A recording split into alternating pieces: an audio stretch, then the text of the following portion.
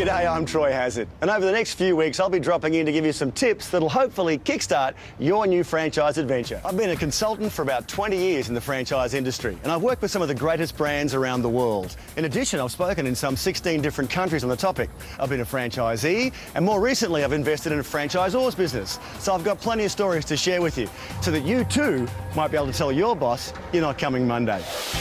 Later in the show, I'll be giving you my essential checklist for anybody thinking about buying a franchise. Okay, so you're thinking about buying a franchise. Well, here's some of the things you've got to think about. First, do you see yourself in that job day in, day out for, say, 3 to 5 years?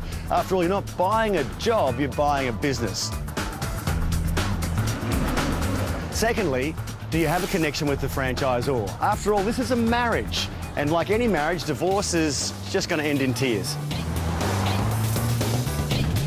All right, well, I've already given you a few things to think about on your new franchise adventure, but I've got a really important question to ask you. Have you talked to your family about this yet? There are literally hundreds of franchise opportunities here in Australia, in a vast array of categories. In fact, franchising represents 14% of the national GDP, and the franchise community employs over 600,000 Australians. As a franchise consultant, I get a dozen calls a week from business owners that want to become franchisors. Some of them have got great businesses, others, they got nothing. For me, the acid test is how they answer 3 very important questions. Do they have a proven business model? Do they have a sustainable business model? Do they have a profitable business model? If they can answer yes to all 3 questions, then we can keep talking. Making the transition from business owner to franchisor is not an easy task, and it comes with a number of costs, both money and time.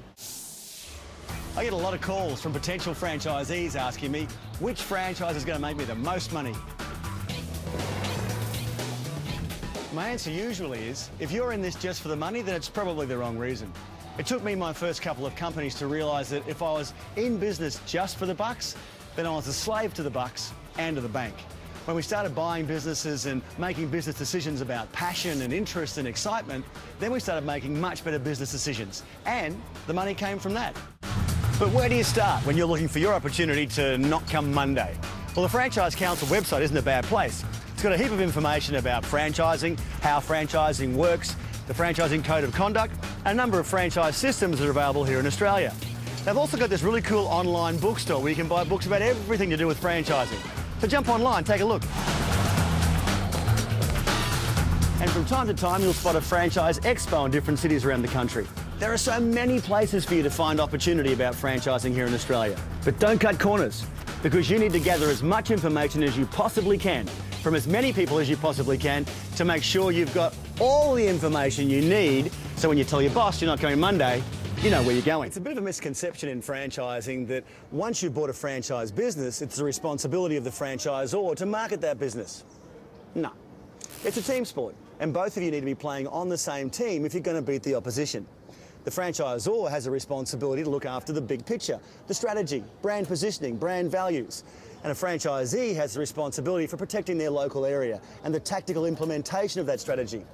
Without you two guys working together, then pretty much it's game over. I've started 10 different companies in the last 20 years, and with each and every one of them, it was a slow start.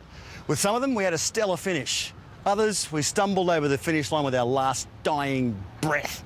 With each and every one of them, I had 3 things I focused on. 1, I follow my own intuition.